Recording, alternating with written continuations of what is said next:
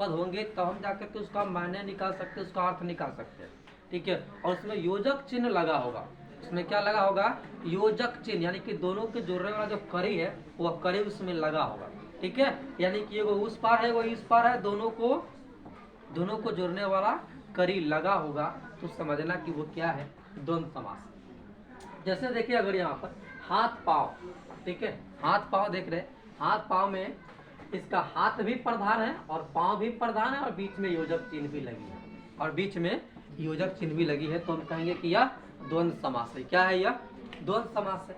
उसके बाद यहाँ पर देखिए पति पत्नी, तो यहाँ पर ये दोनों प्रधान है और दोनों के बीच में दोनों को जोड़ने वाला एक योजक चिन्ह भी लगी हुई है, तो हम समझेंगे कि ये पति पत्नी कौन सा समास हो गया? द्वंद्व समास हो गया। माता पिता, ये दोनों पद प्रधान है और इसके बीच योजक चिन्ह लगी है, तो ये क्या है? द्वंद्व समास। ये क्या है? द्वंद्व समास। ठीक, तो ये हो गया आपका द्वंद्व समास। ठीक है, जिसके बीच योजक चिन्ह लगा होगा और दोनों पद प्रधान होगा, जिसके बीच योजक चिन्ह लगी होगी और दोनों पद प्रधान होगा, उसको हम लोग कहते हैं क्या? द्वंद्व समास। उसको क्या बोलते हैं? द्वंद्व समास कहते हैं। द्विगु समास की बात करें, ठीक है, तो जिसका पूर्व पद संख्यावाचक हो उसे जो है द्विगु समास कहते हैं। जिसका जो पहला जो पद है ना वो संख्यावाचक होगा, यानी कि संख्या को बताने वाला हो। जिसका पहला पद संख्या को बताने वाला है वह द्विगु समास है। जैसे देखो त्रिकोण, मैंने क्या लिखा? त्रिकोण।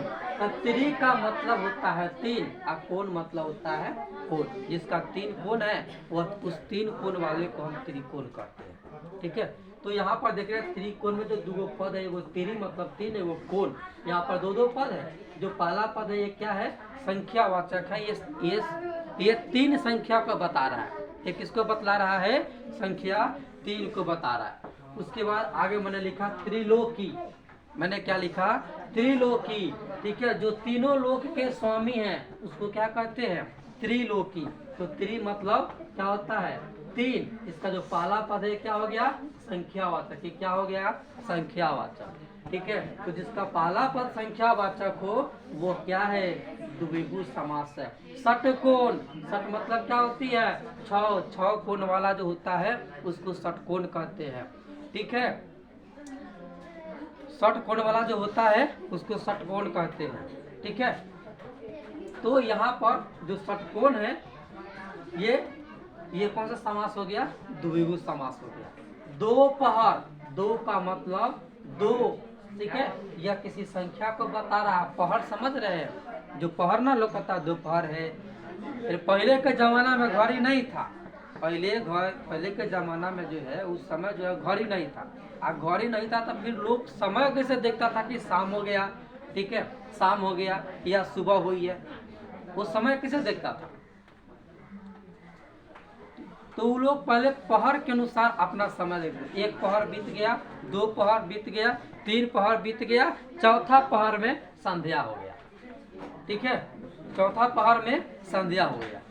बात समझ में आई? तो वो लोग पहले पहर कहते थे। एक पहर, दो पहर, तीन पहर, चार पहर। ठीक है, ऐसे कहते थे।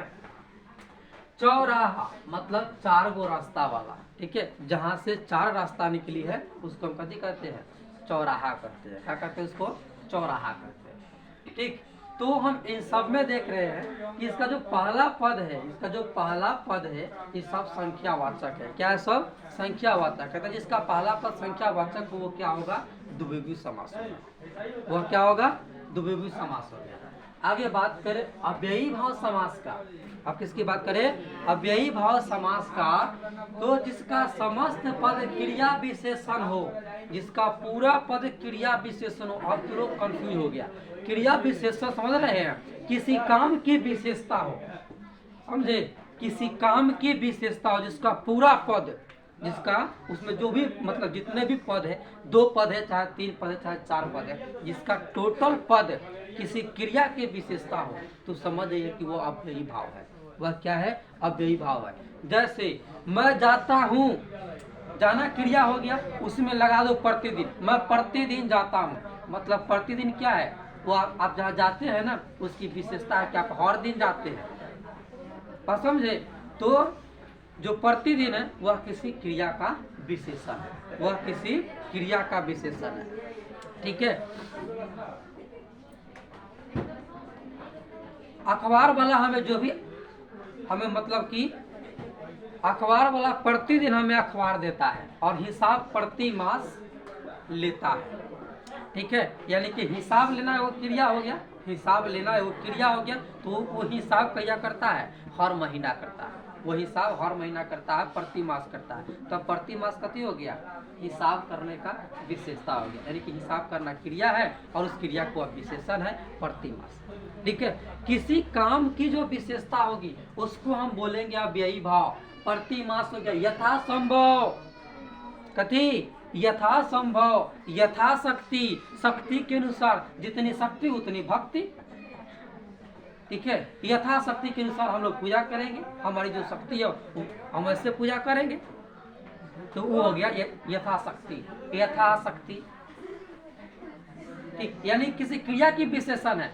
आप पूजा करोगे यथाशक्ति, यानी कि शक्ति के अनुसार करेंगे, यथाशक्ति करेंगे, शक्ति के अनुसार करेंगे।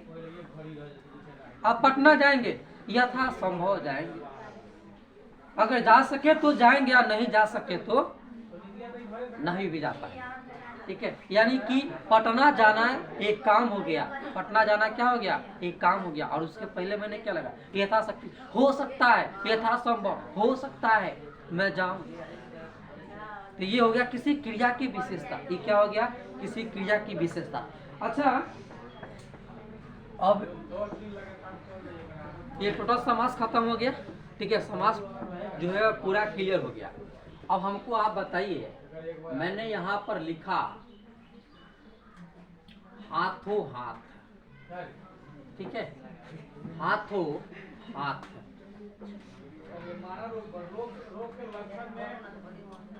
क्या आप बता सकते हैं कि यह कौन सा समास है? कानो कान,